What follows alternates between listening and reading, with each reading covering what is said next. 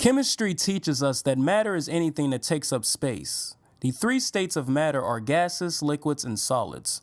The characteristics of gases are the following. It assumes the shape and volume of its container. It's compressible. It flows easily. Next, the characteristics of liquids are the following. It assumes the shape of the part of the container which it occupies. It is not easily compressible. It flows easily. And finally, the characteristics of solids are the following. It retains a fixed volume and shape. It is not easily compressible. It does not flow easily. Now bear with me. I'm going somewhere with this. This is not a chemistry lesson, but I couldn't help but notice how chemistry helps us to not only understand science, but understand what we must do to achieve our life goals. If we were to study these three states of matter extensively, we will notice that if we were to pick a mentality of a winner, it wouldn't be the mentality of a gas. Oh no, it wouldn't be the mentality of a liquid. But it would be the mentality of a solid. Yes, sir. If you may, let me break down these characteristics briefly. For gases, its first characteristic assumes the shape and volume of its container. That's a good characteristic. We want to assume the shape and volume of our container because we want to maximize our potential in every field of human endeavor we find ourselves in. Its second characteristic illustrates that it's compressible. That's a bad characteristic. That will only allow people and circumstances to press us and stress us to the point that we want less. No way, Jose.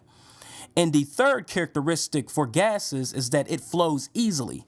Bad characteristic. That will only allow our mind to be all over the place to the point that we cannot focus on our life goals.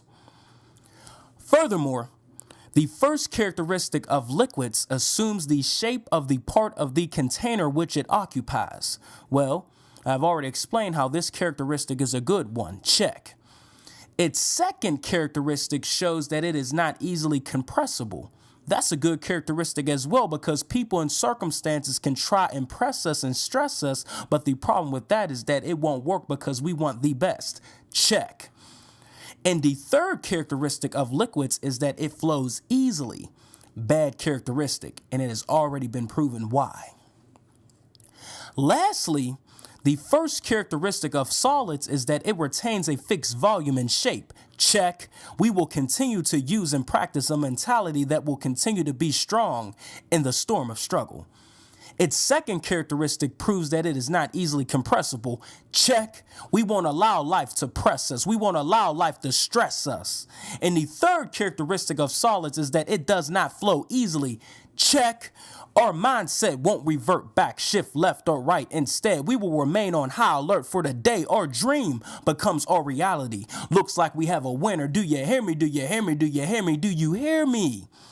You see, we have a mindset of a solid, something like a rock. We may crumble, but we won't stumble. We may rock, but we won't shake. We may crack, but we won't break. We may trip, but we won't flip. We may brawl, but we won't fall. We may cry, but we won't die because we will continue to compete until we complete our journey towards joyfulness. Even though we may not see it, we should already be happy because if we believe it, we already know it's coming.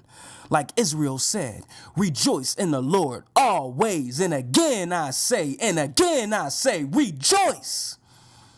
This is a new voice of motivation, Eric T. Jones signing off. I approve this message and you should too. Thank you and God bless. Peace.